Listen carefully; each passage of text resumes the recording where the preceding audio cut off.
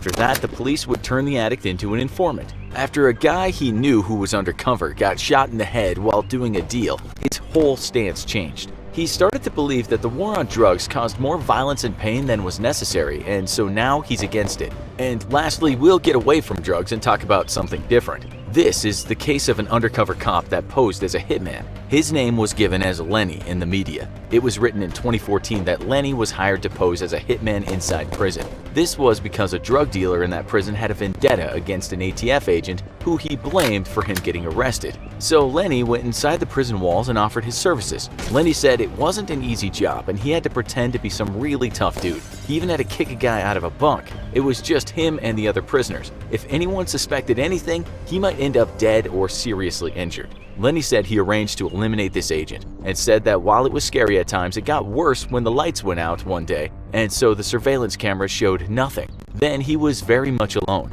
He told ABC News, "So I'm in here without cover, without any backup. The evacuation plan that we had is totally gone at that point." Lenny got out and the guy that he was meant to kill was killed, except it wasn't real. It was just a fake video that would be sent back to the guy in prison. That guy said thanks for doing the hit. He even said, "I love you, man." He ended up getting a lot of years added to his sentence. What kind of situation would you like to go undercover in? Tell us in the comments. Now go watch Crazy True Stories from a Bodyguard. Thanks for watching, and as always, don't forget to like, share, and subscribe. See you next time.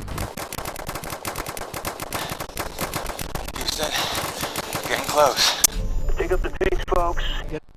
In 2018, you might have seen a photo in the news of a gray-haired, bespectacled man being escorted someplace by the Italian police, aka the Carabinieri. The 80-year-old guy, named Settimo Migneo, would look to most people like someone's loving grandpa. You might also say that he has the distinguished look of the CEO of a company, and in some respects, that is quite true. Police said that Migneo was the burgeoning boss of something called the Sicilian Mafia Commission, a quasi-government that makes decisions regarding what mafia outfits can do, including who gets whacked. It's thought Migneo had taken over from a person nicknamed the Beast due to the hundreds of people whose assassinations he ordered. Let's now see just how serious these guys are. When Migneo was taken away by the police, one of the prosecutors said this: "We needed to stop them before it was too late." Those are ominous words, but what you'll see today is that the Sicilian Mafia Commission is no joke. This well-structured organization has given the green light to more assassinations than you would have thought possible. A lot of deaths were not just of other criminals, but high-ranking officials, anyone who might have gotten in the way of business or even passed down a rather harsh prison sentence. In short, the commission is made up of top bosses of the Sicilian Mafia, aka the Cosa Nostra. The commission itself is sometimes called Cupola. It has a long, bloody history, and we'll try to condense that for you now. Later, we'll discuss just how much power it currently has.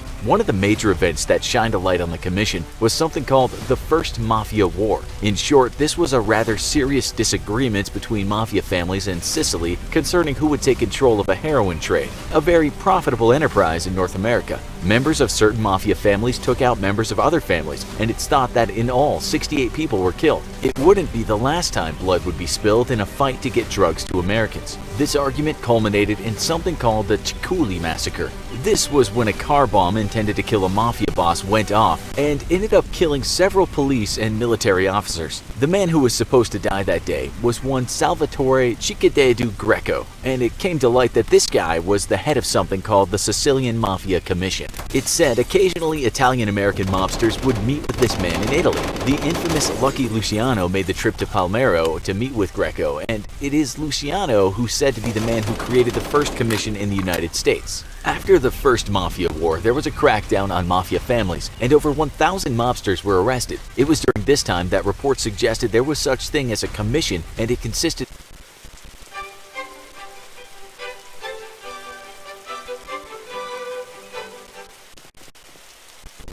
You hear people say the roads are bad out there, but it's not a road's fault. It gets covered in ice and